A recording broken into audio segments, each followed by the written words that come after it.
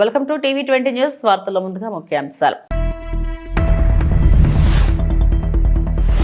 విజయవాడ కనకదుర్గమ్మను దర్శించుకున్న సీఎం చంద్రబాబు.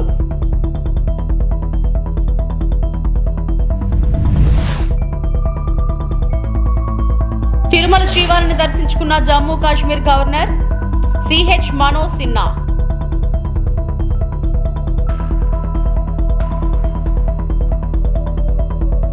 కిమ్స్ ఆసుపత్రిలో శ్రీతేజుని పరామర్శించిన సీతక్క.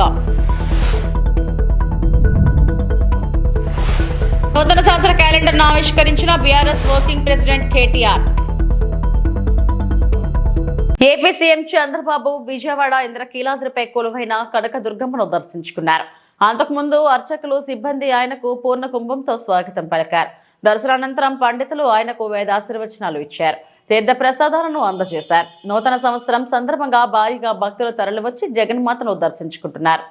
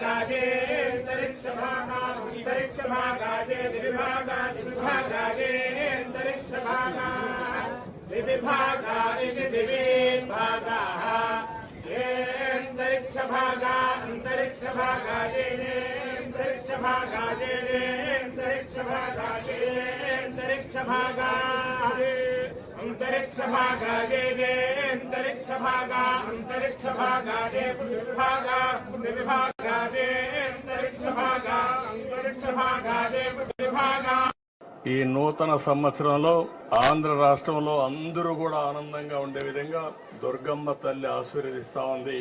ఇది చాలా సంతోషం.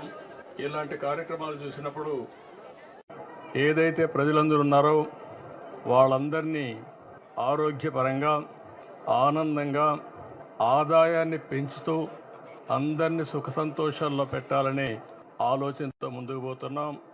ఈరోజు చిన్న పిల్లల్లో కూడా బ్రహ్మాండమైన స్ఫూర్తి ఉంది.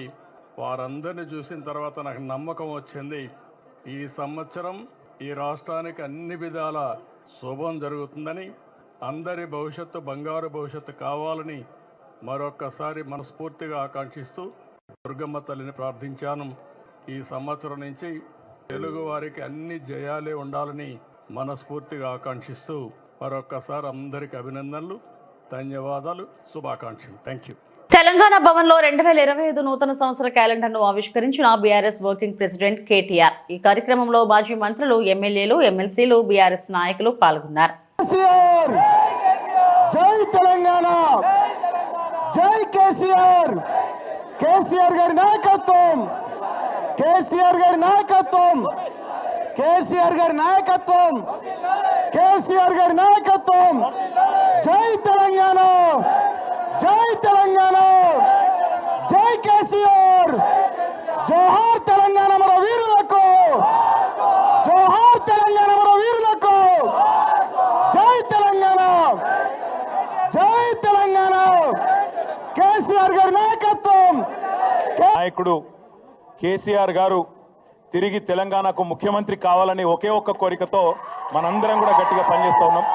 తప్పకుండా ఈ సంవత్సరం కేసీఆర్ గారి నాయకత్వంలో మన పార్టీ మరిన్ని విజయాలు నమోదు చేయాలని, తెలంగాణ ప్రజల ఆశీస్సులు తిరిగి పూర్తి స్థాయిలో పొందాలని, దానిలో భాగంగా మనకు ఎదురయ్యే చిన్న చిన్న చికాకులు, చిన్న చిన్న అడ్డంకులు, వాటన్నిటినీ ఎదుర్కొనే శక్తి ఆ భగవంతుడు మీ అందరికీ ప్రసాదించాలని, అదేవిధంగా మీరందరూ కూడా మీ కుటుంబాలతో సుఖ సంతోషాలతో ఈ సంవత్సరం అంతా కూడా ఉండాలని మనస్ఫూర్తిగా కాంక్షిస్తూ, తెలంగాణ ప్రజలకు కూడా భారతదేశంలోని అందరికి కూడా మంచి జరగాలి, కులాలకు మతాలకు అతీతంగా ఎట్లాంటి ఇబ్బందులు లేకుండా ఎట్లాంటి చికాకులు లేకుండా ఈ దేశం ఈ రాష్ట్రం ఎల్లవేళలా ప్రశాంతంగా ఉండాలని మనస్ఫూర్తిగా కాంక్షిస్తూ ఈరోజు ఇక్కడికి పెద్ద ఎత్తున తరలి వచ్చిన మీ అందరికీ మనస్ఫూర్తిగా ధన్యవాదాలు, నమస్కారాలు.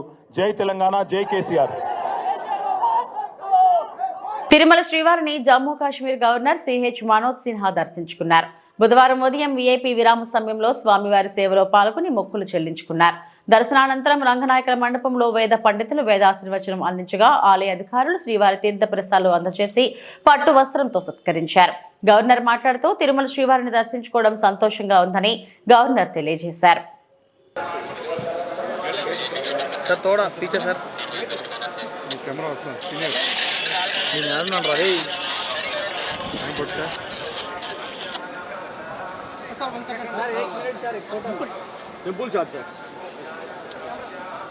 కానీ నిన్నే తీసుకోవాలి మీరు మామూలుగా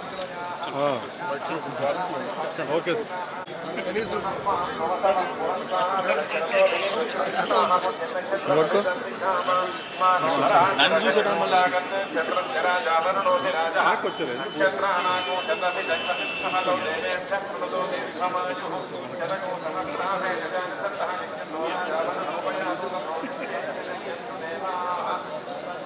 Side.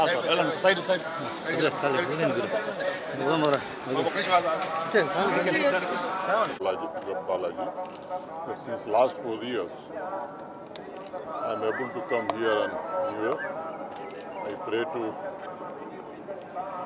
Govinda, let us bless us all and so that the country may rise to the height and peace, prosperity and development of India may go to a next height. Thank you.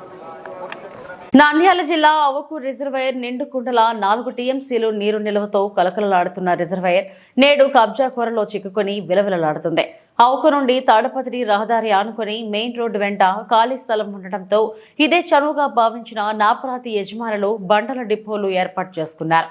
పెద్ద పెద్ద బండలు వివిధ రాష్ట్రాలకు తరలిస్తూ వాటికి సంబంధించిన wastage రాళ్లు మట్టిని రిజర్వాయర్లో పడేసి పూడుస్తూ స్థలాన్ని ఆక్రమించుకోవడం జరుగుతుంది. దీంతో రిజర్వాయర్ రోజురోజుకు విస్తీర్ణం తగ్గిపోతుంది. పాలేరు చెరువు, గొల్లలేరు, తిమ్మరాజు చెరువులను కలుపుతూ 2010 నాటికి 4.148 టీఎంసీల నీటి నిల్వ సామర్థ్యంతో రిజర్వాయర్ నిర్మాణం పూర్తయింది. అవకూరు నుండి తాడిపత్రికి వెళ్లే ఎన్హెచ్ ప్రధాన రహదారి ఉంది. వాహనదారుల రక్షణ కోసం రిజర్వాయర్ ఎస్ఆర్ఎల్ స్థాయి నుంచి 100 నుండి 150 మీటర్లు భూభాగాన్ని వదిలి ప్రధాన రహదారిని నిర్మించారు.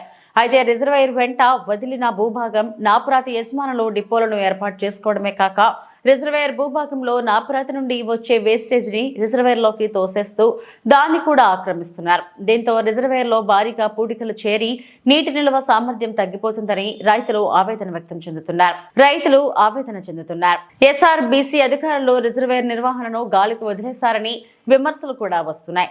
రిజర్వాయర్ అక్రమానికి గురికాకుండా ఆక్రమణదారులపై చర్యలు తీసుకోవాలని సమీప గ్రామ ప్రజలు కలెక్టర్ని మీడియా ద్వారా తెలపడం జరిగింది.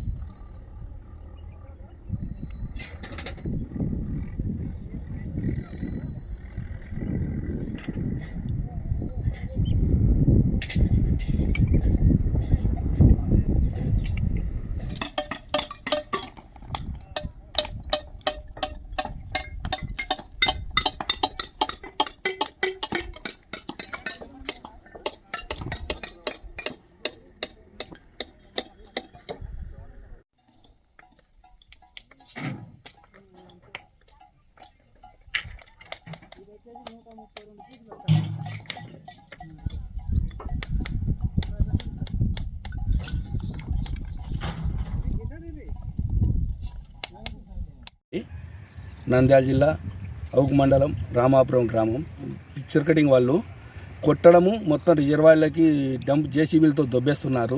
దానివల్ల మొత్తం చెరువు బూడిపోయి వాటర్ ఊర్లోకి వచ్చే ప్రమాదం ఉంది. గేట్లకు కూడా ఈ వచ్చే రాళ్ళ ద్వారా వ్యర్థాల ద్వారా ఇక్కడ చూడండి ఎట్లా ఇచ్చారో ఫ్యాక్టరీ ఓనర్లు మొత్తం పిక్చర్ కటింగ్ వాళ్ళందరూ అదెల్లా తీసుకుపోయి వాటర్లోకి వచ్చి వాటర్ ఎక్కువ గేట్లకు కూడా కొట్టే అవకాశం ఉంది.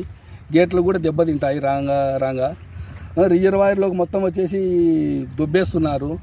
దాని పోయిన సోమవారం మేము స్పందనలో పిటిషన్ కూడా ఇచ్చాము.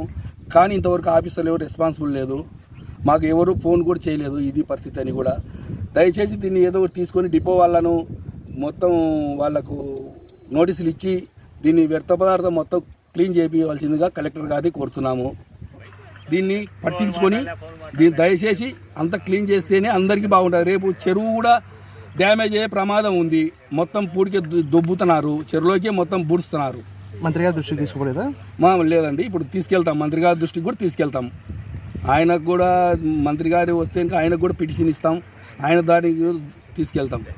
నంద్యాల జిల్లా ఆత్మకూరు పట్టణంలో 7, 8, 9 తేదీలలో రాయలసీమ స్థాయిలో నిర్వహించబోయే తబ్లిగీ ఇస్తేమా పనులను రాష్ట్ర మైనారిటీ న్యాయ సంక్షేమ శాఖ మంత్రి ఎన్ఎండి ఫారూక్, జిల్లా కలెక్టర్ రాజకుమారి, ఎమ్మెల్యే బుడ్డ రాజశేఖర్ రెడ్డిలు ఆధ్వర్యంలో జిల్లా స్థాయి అధికారులతో ఏర్పాట్లపై సమీక్షా సమావేశం నిర్వహించారు. ఇస్తేమా పనులు ముస్లిం మత పెద్దలు, ప్రభుత్వ అధికారులు కోఆర్డినేషన్ చేసుకుని ఎలాంటి ఆటంకాలు లేకుండా నిర్వహించాలని తెలిపారు. ఇప్పటివరకైనా పనులను అధికారులను అడిగి తెలుసుకున్నారు. అనంతరం రాష్ట్ర మంత్రి ఎన్ఎండి ఫారూక్ మాట్లాడుతూ కూటమి ప్రభుత్వం ఇస్తేమా కోసం 2 కోట్ల రూపాయలు మంజూరు చేసిందని తెలిపారు. గత వైసీపీ ప్రభుత్వంలో ముస్లింలకు 1 రూపాయి విధులిచ్చిన పాపాన పోలేదని తెలిపారు. ఇప్పటికైనా ఎవరి ప్రభుత్వం మైనారిటీలకు మేలు చేస్తుందో గుర్తించాలని తెలిపారు. మైనారిటీల పక్షాన ఎప్పుడూ తెలుగుదేశం పార్టీ ఉంటుందని తెలిపారు. అందరూ కలిసికట్టుగా పనిచేసి ఇస్తేమాను విజయవంతం చేయాలన్నారు.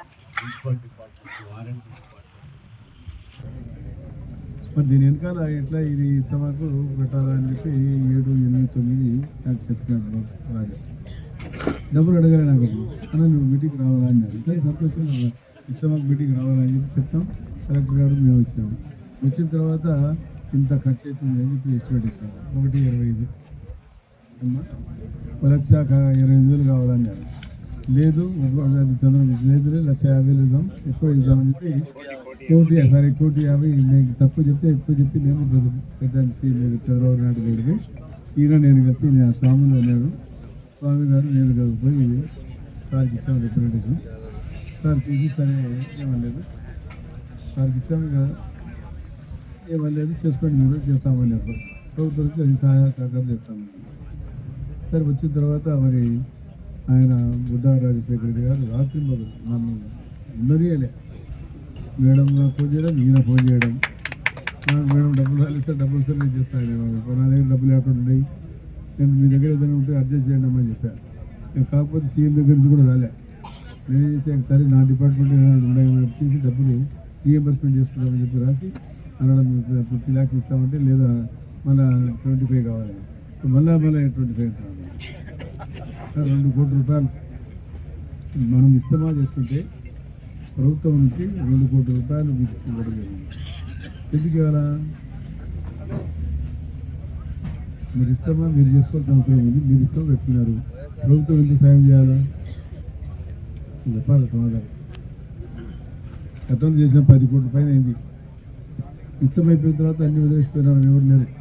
ఈయన ఫోన్ చేసినాడు, అన్న అందరు ఎవరు దిక్కు తెచ్చినది ఎవరు దొరకాయి, ఇవన్నీ ఎవరు దొరికితే ఎత్తుకోవాలన్నారు. మళ్ళీ నేను కలెక్టర్ ఫోన్ చేసి మళ్ళీ 50 లక్షలు తెప్పించి 30 lakhs తెప్పించి ఇప్పుడు తీయాలి కదా, లేబర్ కావాలి కదా, ఎవరు చేయాలి, మళ్ళీ 10 కోట్లు కాకుండా మళ్ళీ 30 లక్షలు తెప్పించాను నేను. వాళ్ళ గతంలో ఎప్పుడన్నా ఎవరైనా ఇచ్చినారా? ఏ దానికి ఇదే కాదండి. మనం కూడా సీఎం గారితో రివ్యూ చేసాం. అది మన క్రిస్మస్ జరిగితే ఐటీ పెట్టామమ్మా, సీఎం గారు వచ్చారు, ఐటీ కూడా బాధ్యతలు ఇచ్చాం. మీకు కూడా నిందాలు కూడా మీకు అదనంగా అందరికి 1,00,000 రూపాయలు ఇచ్చాం. మన కలెక్టర్ గారికి 7 lakhs ఇచ్చాం. అదే నేను నెల్లూరు కాబట్టి వాళ్ళు అడిగినారు, మాకు ఎక్కువ సార్ సరే వాళ్ళు 4 lakhs ఇచ్చాం. మిగతా జిల్లాలకు 1 lakh ఇచ్చాం. అడిగినారు జిల్లా కలెక్టర్, ఏం సార్ మాకంతా అన్యాయం చేశారు మీరు అని చెప్పి. లేదా హైట్ నిందాలు పెడదాం అనుకున్నాం సార్, ఉందో లేదు వీళ్ళని చెప్పి అనుకున్నాం. కానీ సార్ చాలా తప్పులు కాదు, మనకు పెద్ద ఎత్తున మన విజయవాడ పెట్టడం జరిగింది. చాలా పెద్ద ఎత్తున జరిగాం. ఆ రోజు మన విజయవాడ కూడా 56 లక్షలు ఖర్చు పెట్టి మన ఐటీ చేస్తాం. గతంలో ఐటీ చేశారు కానీ ఇక్కడ గతంలో చేసాక ఇప్పుడు దానికి తేడా ఉందా? పట్టుదలతో ఒక ఎమ్మెల్యే గారు రాత్రి ఫోన్ నన్ను ఉద్దడం లేదు, డబ్బులు కావాలా కలెక్టర్ గారు డబ్బులు ఉంటే చేస్తాం లేకపోతే చేయమంటున్నారు. ఒక పట్టుదల అనేది ఉండాలా. ఎందుకు కమ్యూనిటీ అంతమంది ముస్లిం ఉన్నారు కదా, వాళ్ళకి ఏదో చేసినట్టు మనం ఉండాలా అని ఒక ఆవేదన, తప్పన ఆయనకు కోరిక చేద్దామనేది ఆ ఆలోచన మనకు రావాలి కదా.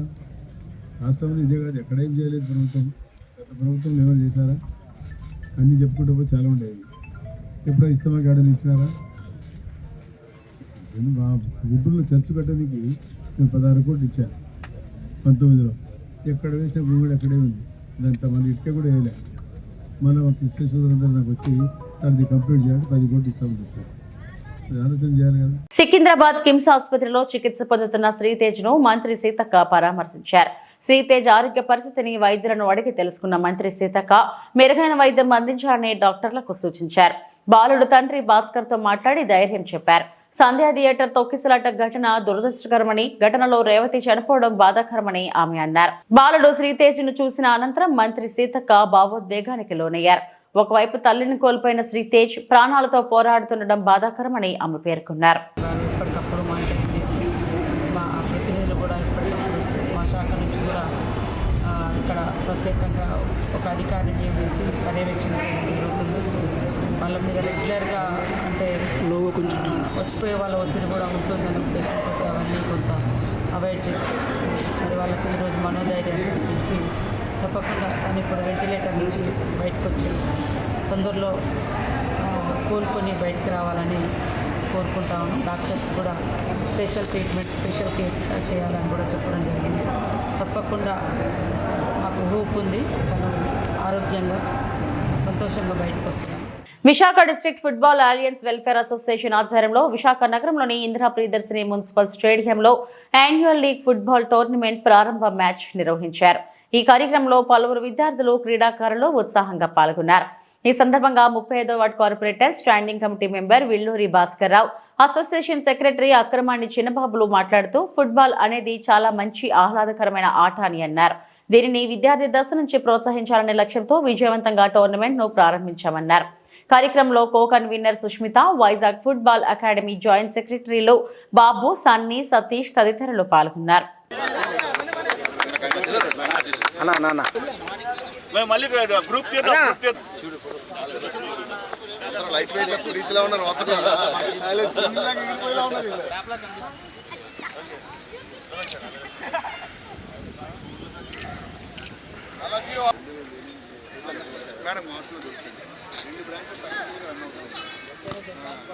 ఇది మన దగ్గర కాదు, ఇది బయటది.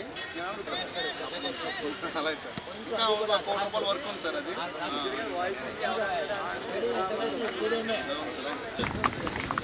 ఒకసారి చూడు. అలాగే అలా అన్వర్ ఇక్కడ అన్వరు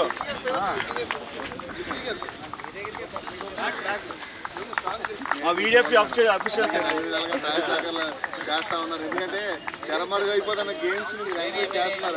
సూపర్ అండి. అవునండి. ఈరోజు విశాఖ దక్షిణ నియోజకవర్గం 35వ వార్డు పరిధిలో ఎంతో పేరు ప్రఖ్యాతులు గాంచిన stadium Indira Priyadarshini municipal stadium. అటువంటి స్టేడియంలో ఎంతోమంది ప్లేయర్స్ రాష్ట్ర వ్యాప్తంగా, అలాగే జిల్లా వ్యాప్తంగా, రాష్ట్ర వ్యాప్తంగా, దేశవ్యాప్తంగా కూడా కీర్తిని ఆర్జించారు. ఎందుకంటే ఒక దేశం జెండా ఇంకో దేశం మీద ఎగరవేయగలిగే సత్తా ఉన్న ఆట ఏదైనా ఉన్నదనంటే అది స్పోర్ట్స్లోనే. అటువంటి ఫుట్బాల్ క్రీడ రోజుల్లో అంటే గతంలో చూస్తే ఫుట్బాల్ ఎంతో ఎంతో ఎంతో ప్రాముఖ్యత వహించి ఉండేది. కానీ ఈ రోజుల్లో నవేడేస్లో ఈ ఫుట్బాల్ అనే క్రీడ తెరమరుగైపోయే విధంగా ప్రతి ఒక్కరు కూడా అంటే ఎంకరేజ్ చేద్దామని ఉన్నా సరే, ఎందుకంటే ఇక్కడ ఈ పరిస్థితులు కానివ్వండి, ఈ వాతావరణం కానివ్వండి, అంటే గతంలో స్కూళ్ళకి గ్రౌండ్స్ ఉండేవి. ఈ గ్రౌండ్స్ అవి లేకపోవడం వల్ల పిల్లలు అంటే ప్రాథమిక దశలోనే చేతిలోనే అంటే సెల్ ఫోన్లో ఆడుకునే గేమ్స్కి ఎడిక్ట్ అయిపోవడం వల్ల ఈ క్రీడ అన్నది తెరమరుగవుతూ ఉన్నది. కానీ తల్లిదండ్రులందరూ కూడా రాబోయే రోజుల్లో మళ్ళీ జనరేషన్లు కూడా ప్రతి జనరేషన్లోనూ ఈ ఫుట్బాల్ క్రీడ అన్నది మనకు ఉండే విధంగా ప్రతి ఒక్కరిని కూడా ఎంకరేజ్ చేసి పిల్లల్ని అంటే సెల్ ఫోన్లో గేమ్స్కి కాకుండా ఇలాగా ఫిజికల్ గేమ్స్కి గ్రౌండ్స్కి పంపించాలనేసి మనస్ఫూర్తిగా కోరుకుంటూ ఈరోజు 22 అండి 23వ ఫుట్బాల్ ఓకే 24-25 ఛాంపియన్షిప్ ఏదైతే ఫుట్బాల్ లీగ్ ఛాంపియన్షిప్ పోటీలు మా వార్డులో జరగడం నిజంగా నాకు చాలా ఆనందదాయకంగా ఉంది. ఎందుకంటే జీవీఎంసీ వారి తాలూకా ఆర్థిక అభివృద్ధి నిధులతో 6 కోట్ల రూపాయలు అభివృద్ధి నిధులతో ఈ వార్డుని ఎందుకంటే ఈ యొక్క స్టేడియంను అభివృద్ధి చేయడం జరిగింది. దివంగత మహానుభావులు శ్రీ డివి సుబ్బారావు గారు శంకుస్థాపన చేసి మన తరాల కోసం భవిష్యత్తు తరాల కోసం ఆలోచించి ఆ రోజు ఆ మహానుభావుడు శంకుస్థాపన చేసిన ఈ స్టేడియంలో ఎంతోమంది క్రీడాకారులు దేశానికి అలాగే రాష్ట్రానికి మన జిల్లాకి మన ఊరికి పేరు తెచ్చిన క్రీడాకారులు ఇక్కడ ఆట మొదలుపెట్టి ఇక్కడ ఆట ట్రైనింగ్ తీసుకొని వెళ్ళిన వాళ్ళు అటువంటి మహానుభావుని ఈ సందర్భంగా స్మరించుకుంటూ వారు ఏవైతే కళలు కన్నారో ఆ కళలను మనందరం కూడా సాకారం చేసే విధంగా ప్రతి ఒక్కరూ కూడా స్పోర్ట్స్లో రాణించాలని మనస్ఫూర్తిగా కోరుకుంటూ నన్ను పిలిచి నాకు ఈ అవకాశం ఇచ్చిన ఇక్కడున్న ప్రతి ఒక్క కోచ్కి ప్రతి ఒక్కరికి కూడా పేరు పేరు ధన్యవాదాలు. నిజంగా ఫుట్బాల్ ప్లేయర్స్కి పండగ రోజు, ఎందుకంటే విశాఖపట్నం ఫుట్బాల్ లీగు జరపనున్నది కామన్గా ప్రతి సంవత్సరం జరుగుతుంది. ఈ సంవత్సరం కూడా పెట్టడం జరిగింది. అన్న చెప్పినట్టు ఈ 35వ వార్డు కార్పొరేటర్ గారు వెల్లూరు భాస్కర్రావు గారు చెప్పినట్టు ఈ గ్రౌండ్కి పూర్వవైభవం నిజంగా చాలా వచ్చింది. ఎందుకంటే 6 కోట్లు పెట్టి అభివృద్ధి చెందించడం అంటే అది చిన్న విషయం కాదు. నిజంగా ఆయనకి ముందుగా మా ఫుట్బాల్ అసోసియేషన్ తరఫున, విశాఖపట్నం జిల్లా ఫుట్బాల్ అసోసియేషన్ తరఫున ధన్యవాదాలు తెలుపుకుంటున్నాం. అలాగే అన్న ఈరోజు ఫుట్బాల్ అనేది విశాఖపట్నం జిల్లా ఫుట్బాల్ అనేది తిరుమలలో రామ్ బగీచా బస్టాండ్ వద్ద 5 అడుగుల నాగపాము హల్చల్ చేసింది. మంగళవారం మధ్యాహ్నం ఆర్టీసీ బస్టాండ్ వద్ద నాగపాము రావడంతో భక్తులు పరుగులు తీశారు. వెంటనే అటవీశాఖ అధికారులకు సమాచారం ఇవ్వడంతో పామును పట్టే భాస్కర్ నాయుడు ఘటనా స్థలానికి చేరుకొని దాదాపు 5 అడుగుల పొడవైన నాగపామును ముసలు కొడుతూ ఉండటంతో చాకచక్యంగా నాగపామును భాస్కర్ నాయుడు పట్టుకొని అడవిలో వదిలేశారు.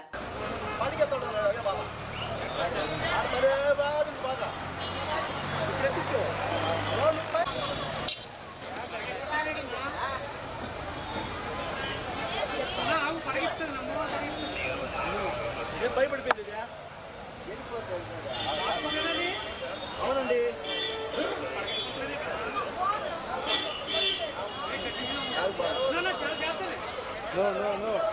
ఆయన ఇల్లు పట్టున్నాడు అట్లాంటి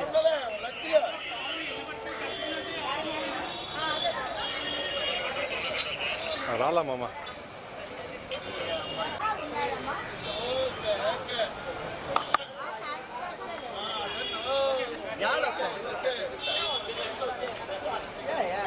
యానికి భయపడతాను కదా, ఎందుకంటే భయపడతావు చేతులు ఉన్నది కదా, అంత భయపడిపోతాడు సార్ నువ్వు.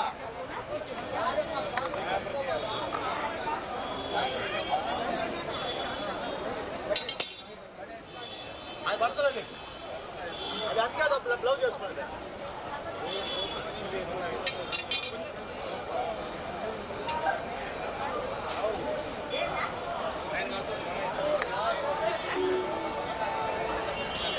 అదే బాధ ఆడు ఏం ఆడింది తెలిసిన అది ఆడింది.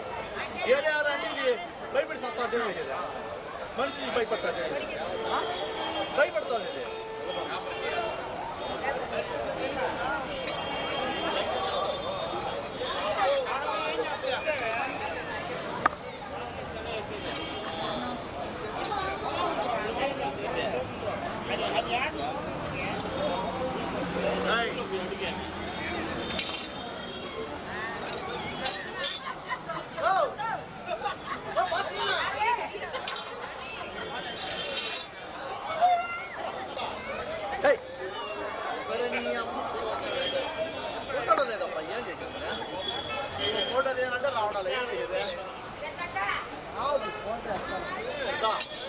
కింద కింద కింద వదిలే, కింద వదిలే అప్పుడు.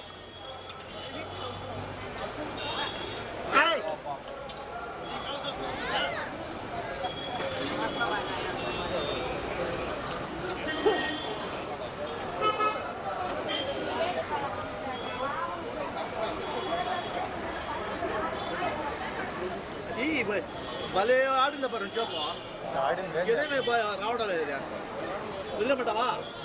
ఆడిపోతుంది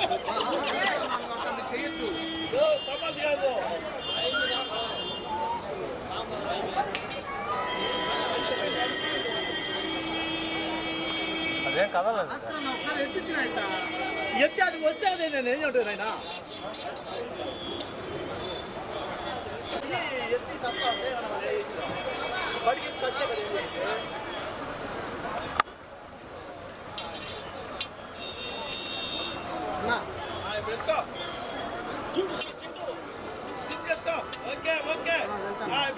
తీసుకురా.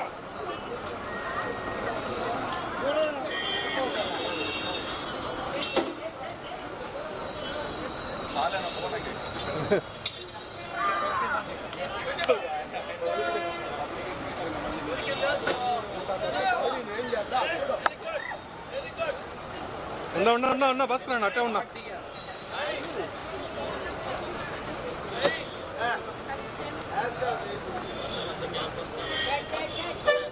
శ్రీ వరసిద్ధి వినాయక స్వామివారిని కుటుంబ సమేతంగా దర్శించుకున్న చిత్తూరు జిల్లా ఎస్పీ మణికంఠ చందోల్. కాణిపాక దేవస్థానం ఈవో పెంచల కిషోర్ వారికి రాజగోపురం వద్ద స్వాగతం పలికి స్వామివారి ప్రత్యేక దర్శనం కల్పించారు. అనంతరం మూషిక మండపంలో వేద పండితులు ఆశీర్వాదాలు నడుమ తీర్థ ప్రసాదాలను, చిత్రపటాలను, శేష వస్త్రాలను అందజేశారు. కార్యక్రమంలో పలువురు పోలీసు అధికారులు పాల్గొన్నారు.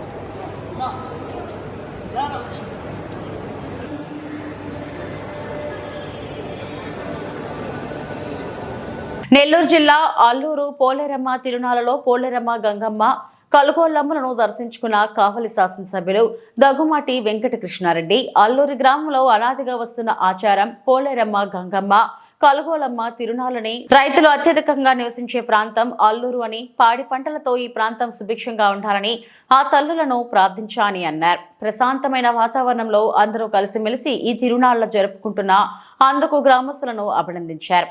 జనవరి 7న అల్లూరుపేట తిరునాళ్లు కూడా జయప్రదంగా జరగాలని నెల్లూరు జిల్లా ప్రజలకు కోరారు.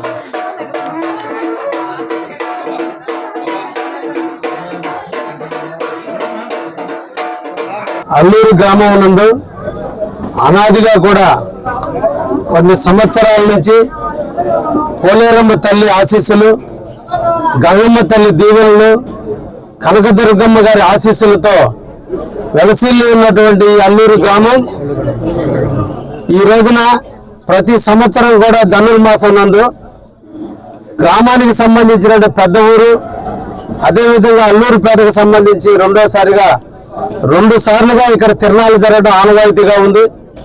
ఈ రోజున ప్రధాన గ్రామానికి సంబంధించినటువంటి అల్లూరు గ్రామానికి సంబంధించి ఈ రోజున పోలేరమ్మ యొక్క ఉత్సవాలు, గంగమ్మ యొక్క ఉత్సవాలు, అదేవిధంగా కలుగొలమ్మ గారి ఉత్సవాలని, 3 త్రిమూర్తులకు సంబంధించిన 3 దేవతల యొక్క ఉత్సవాలని ఈరోజు అల్లూరు గ్రామంలో రంగరంగ వైభవంగా ఈరోజు ఈ గ్రామ ప్రజలందరూ కూడా జరుపుకుంటున్నారు. అందరూ కూడా ఇక్కడ ఉన్న వ్యవసాయదారులు నివసించేటువంటి ప్రాంతం, వ్యవసాయానికి నిలవైనటువంటి ప్రాంతంలో పాడి పంటలు ఇళ్ళకు వచ్చే టైము, నాట్లు వేసుకునే టైము, ఆ సందర్భంలో ఈ పాడి పంటలన్నీ బాగుండాలి, పశుపక్షాదులన్నీ బాగుండాలి, ప్రజలందరూ బాగుండాలని ఆ తల్లుల దీవెనల కోసం అల్లూరు గ్రామం నందున జరిపేటువంటి ఈ జాతర కార్యక్రమాన్ని ప్రజలందరూ కూడా స్వాగతిస్తున్నారు.